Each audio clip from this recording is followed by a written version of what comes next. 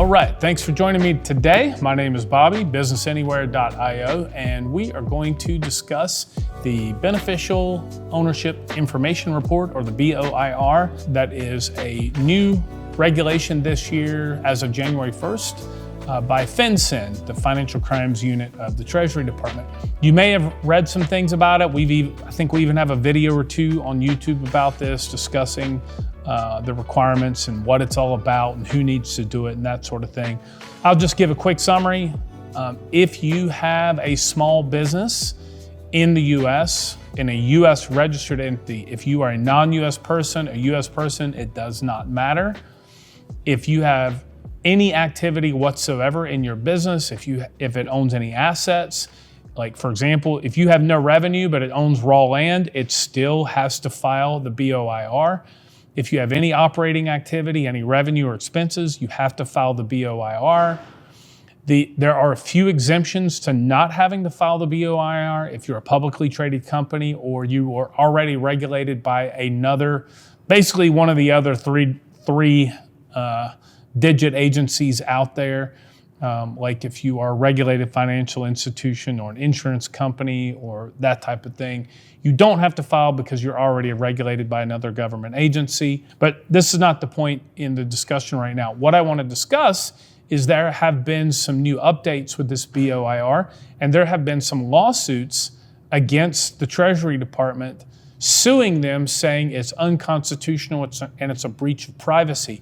So you may be familiar with the NSBA, the National Small Business Administration. It's a nonprofit organization representing small businesses all over the United States. They actually have won a lawsuit against the US Treasury Department, and the court has ruled that for them, only in this lawsuit, and it's only connected to NSBA members, it is considered unconstitutional to provide that level of additional reporting and transparency in a company. And so don't get too excited yet. You had to be an NSBA, or a National Small Business Administration or Association, National Small Business Association member prior to winning of the lawsuit for it to be relevant for you.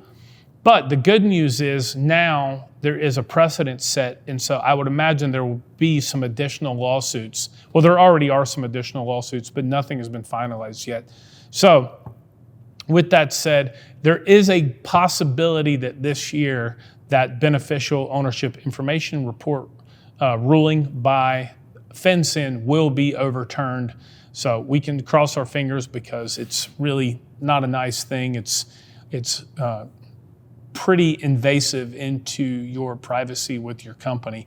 And so basically, I just want to make you guys aware that there could be a ruling coming down in the next year. However, do keep in mind there are very high fines for not filing. It is $500 per day fine for not filing. If you had a company registered in the US prior to January 1, 2024, you have until the end of 2024, December 31st, 2024, to file your Beneficial Ownership Information Report. If you registered an entity during the year of 2024, you only have 90 days to complete that filing. If you do not complete that filing on time, it is a $500 per day fine, and eventually it does start accruing interest and penalties on top of the fine.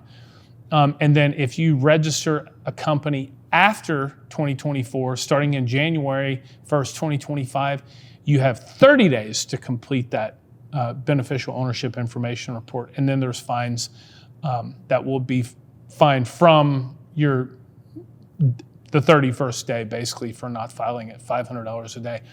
So with that said, if you don't want to take the risk and wait till the end of the year to do your BOIR filing, you're not comfortable with that, you might want to go ahead and get that done. But for those of you willing to take more of a risk, maybe you want to wait and see what happens in the courts to see if this thing gets completely overturned. If you are an NSBA member and you were a member prior to this court ruling, you do not have to file this because your organization won a lawsuit for you, and for you, it has been ruled unconstitutional at this point. So I hope that helps for any of you that are kind of on the fence with your BOIR filing. If you're looking for company formation and you need additional compliance, for example, filing your BOIR for your company, we do those filings for our registered agent and company formation clients. If you would like to move your company over to our platform, we can do your BOIR filing for you, and then we do automate all of your annual compliance and state filings in your registered agent service. So take care.